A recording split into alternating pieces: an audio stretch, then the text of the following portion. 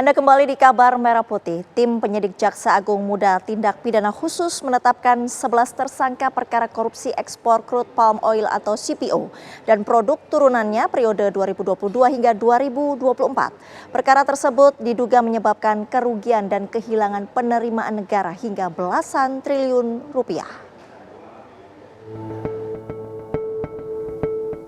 Tim penyidik Jampitsus Kejaksaan Agung menetapkan 11 orang tersangka dalam kasus dugaan korupsi penyimpangan kegiatan ekspor crude palm oil atau CPO dan produk turunannya POME Selasa malam.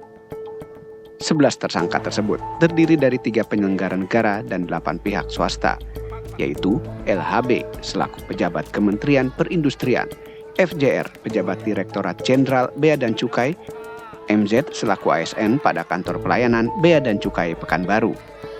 Sedangkan dari pihak swasta yakni ES, ERW, FLX, RND, TNY, VNR, RBN, dan YSR.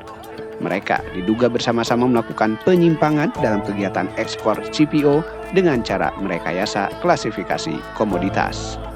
Direktur Penyidikan Jampitsus Syarif Sulaiman Nahdi menjelaskan, pemerintah sejak tahun 2020 memberlakukan kebijakan pembatasan dan pengendalian ekspor CPO untuk menjaga ketersediaan minyak goreng dalam negeri melalui mekanisme Domestic Market Obligation atau DMO.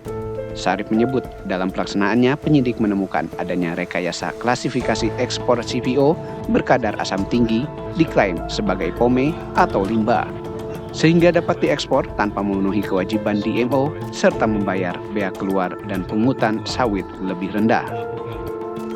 Dan beberapa tersangka dalam perkara dugaan tindak pidana korupsi penyimpangan dalam kegiatan CPO dan produk turunannya.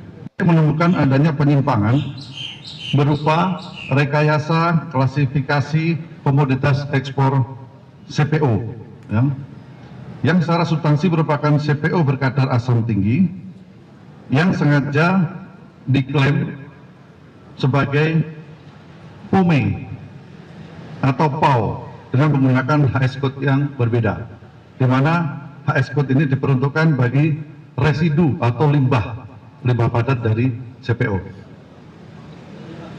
Rekayasa klasifikasi tersebut itu tujuannya adalah untuk menghindari pengendalian ekspor CPO. Akibat perbuatan para tersangka menimbulkan kehilangan penerimaan negara dan juga merusak kebijakan pengendalian CPO serta rasa keadilan di masyarakat. Hingga saat ini kerugian keuangan negara masih dalam proses penghitungan oleh tim auditor. Namun berdasarkan perhitungan sementara, kerugian atau kehilangan penerimaan negara diperkirakan mencapai antara 10 triliun 600 miliar rupiah hingga 14 triliun 300 miliar rupiah.